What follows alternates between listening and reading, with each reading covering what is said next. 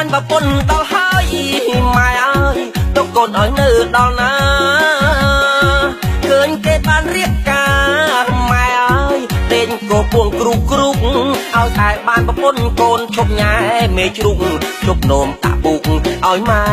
ពីបាក់អើយងូតទឹកដងក្អែលស្លៀកយ៉ាងឲ្យស្អាតកូនឈប់ដើរស្រាតឲ្យម៉ែចំបែងណោះគេបានកូនមួយហើយម៉ែអើយកូនត្រមមិនបានទេមកមុខមិនក៏យកដែ